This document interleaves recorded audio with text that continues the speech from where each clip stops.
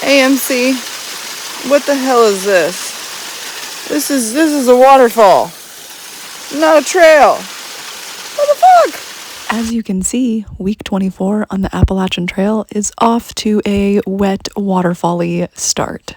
But lucky for us, shortly after my cold water up my shorts wake-up call, there was a hut that we were able to stop at and get warm and just kind of wait out the rain for just a little bit longer. Such beautiful views here in the White Mountains. That's the view, because this is what else we got. Yay, yeah, South Twin! Made it to Zealand! I don't know why the ones, I don't know why they all don't have a sign, but at least this one has a sign. The summit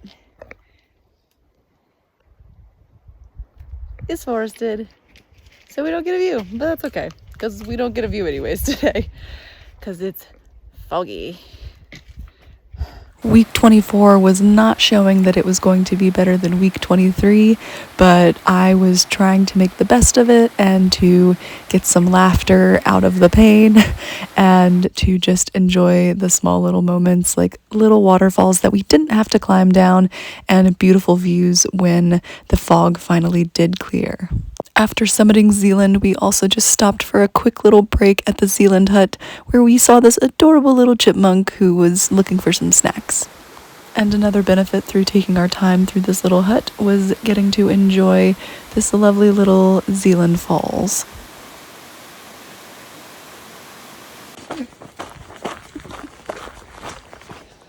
Look at this beautiful flat trail. It's not rocks. It's not a waterfall. It's sweet, sweet, beautiful flatness for at least the next 5 miles. I'm gonna kiss it. I'm only on a quarter. Hey, buddy. Hey, buddy.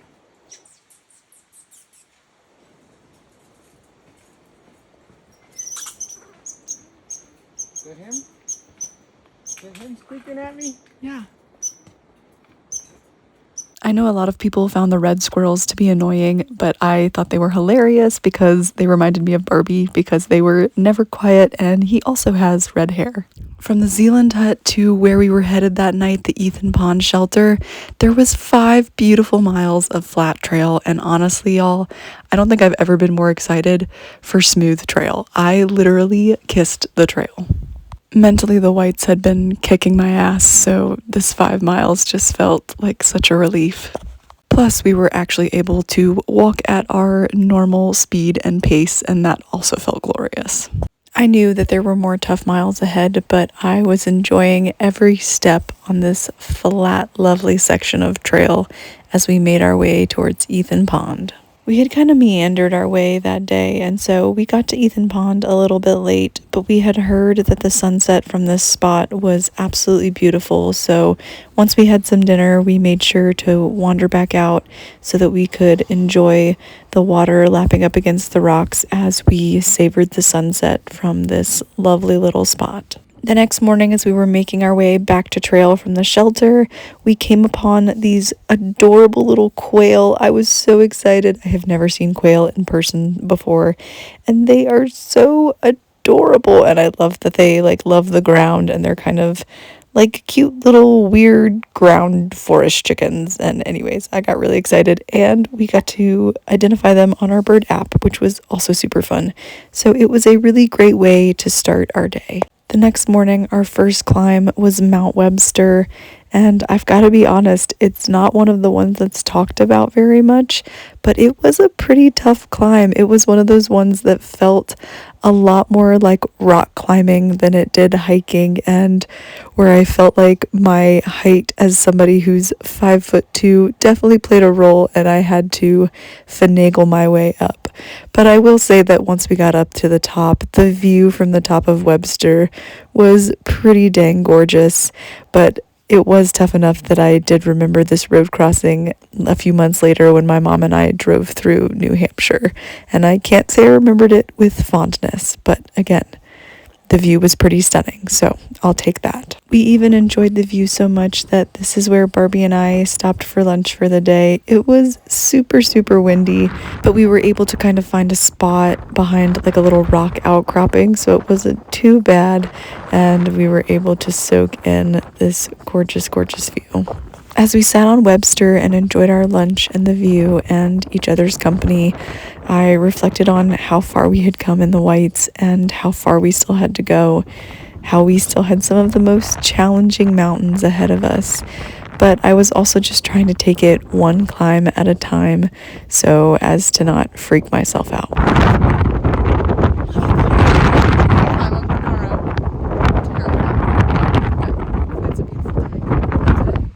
And then as we were meandering along, we spotted some familiar names in the mud. See if you can spot them too. But it was our friends, the BFs, and it was kind of fun to spot their little messages to each other as we made our way to the next hut. Our last sleep before Mount Washington and the Presidentials was the Mispa hut. I was nervous about traversing the entire Presidentials in one day, but we had to keep walking. We are headed up to Mount Washington this morning.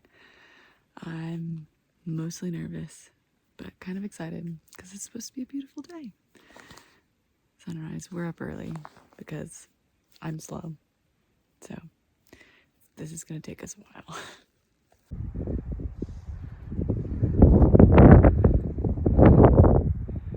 You can see the observatories on Washington. That's where we're headed.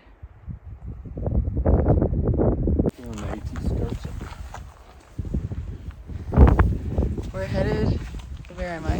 Up there. But it's a beautiful day. Yeah, the AT skirts most of them. Barbie and I were discussing how many presidentials we wanted to try and summit. I mean, I think that if we're gonna make it, that we might. Although I was worried about this 16-mile day traversing the Presidentials and over Mount Washington, it was an absolutely beautiful day. We could not have asked for better weather for this climb. And after all the things I'd read and all the horror stories that I had seen about the weather on Mount Washington, I was just feeling so, so grateful that we were getting this beautiful weather day, especially after how much horrible weather we had already experienced in the Whites. So it felt like somebody was trying to keep pushing me along through the Whites and telling me that I needed to keep walking down this trail. It was such a beautiful day. It was hard to not stop every few seconds and take it in and take pictures and video, but I told myself that we had to keep walking because we had such a big mileage day ahead of us. I mean, really 16 miles wasn't that long, but for the Whites, when we had been doing only 8 to 10 miles, 16 was going to be a really big day to accomplish. All right, y'all, just take a second and enjoy this view with me. I mean, I don't know how many people get to see this hike and this view on a clear day. Maybe it's more than I think it is, but I could not get enough of how absolutely stunning this was. So let's just enjoy it for a second. There it is. Right now it's clear. I hope it's clear when we get up there. And although it was clear and the sun was beautifully shining, as you can hear in my videos, the wind was pretty powerful. Like, it was drowning out the sound, and it was a little chilly. I had my rain jacket on and my hat.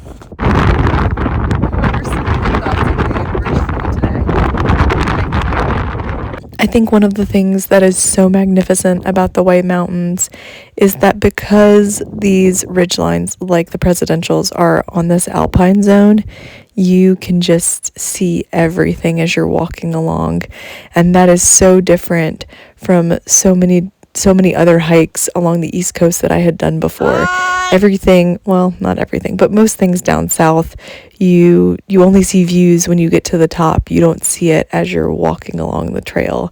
And so getting to experience these views all while just wandering along the trail on every step was just amazing and breathtaking.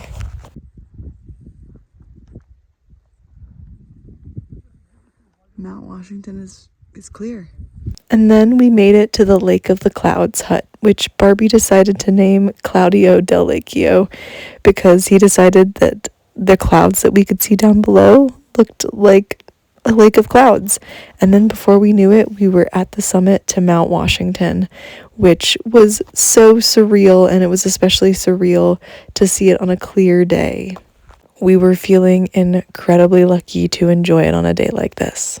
I will say, as cool as it was to be on Mount Washington and to be on Mount Washington for a clear day, it was really wild how touristy the top of this mountain was.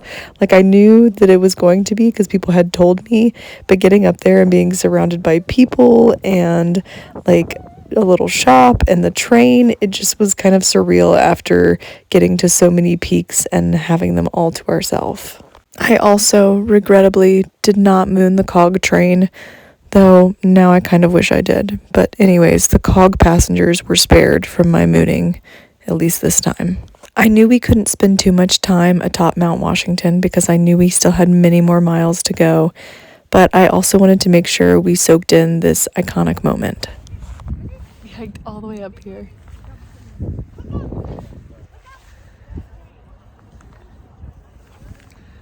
Mount Washington only gets like 10 clear days a year.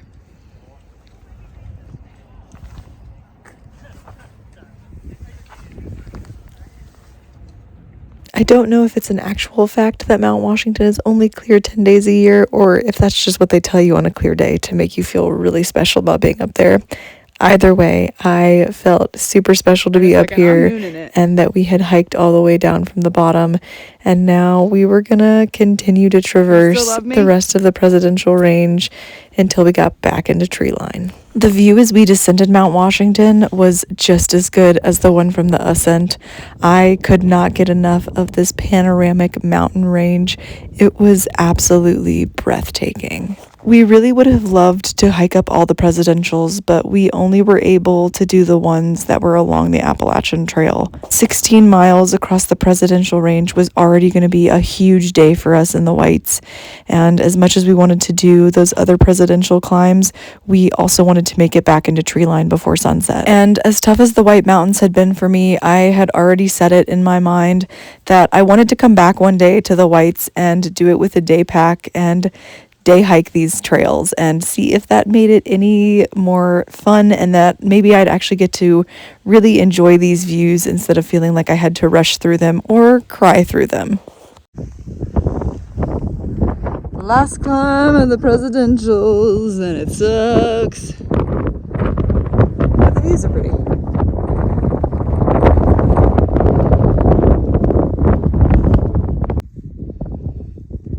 We started at sunrise and at sunset. We're still going. We're still going. Our descent down Madison will live in infamy in my brain. We barely made it.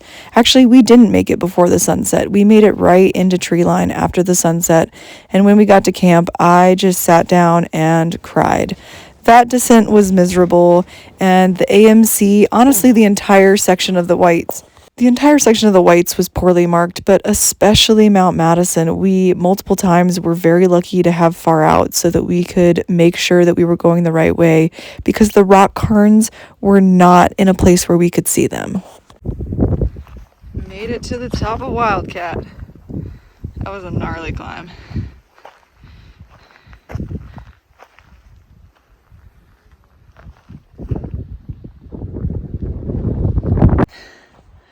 Made it to the top of the last Wildcat. And yes, that is dirt on my face. It's a new makeup regiment. Specifically from the Whites. Your nose, your chin. After Madison and the presidentials, most of our friends and people we knew stopped at the Pinkham Notch area, but Barbie and I pushed on that next day, and we went over the Wildcat Range to make it to the Carter Notch Hut. Well, we started the 4Ks of New Hampshire in a cloud, and hopefully today we'll end them also in a cloud, which that's not, but after we climb, hopefully, Mariah today, that'll be the last one. And yeah, I still have dirt on my face. I'm not even gonna bother washing it off for now. So is what it is. But we're on Carter Dome. Another 4K down, another few to go. Almost done with these 4Ks of the White Mountains. The last few 4Ks were wet and miserable, which is just how we started the Whites. But then we made it into Gorham, and we treated ourselves to a little hostel stay and some delicious food. And I got to explore some of the adorable shops in Gorham.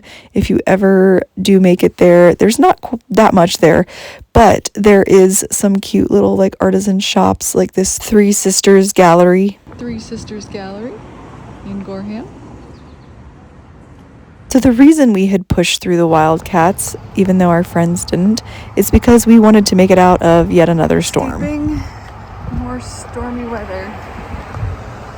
By staying at the Libby house. Well, technically, we're staying at the barn.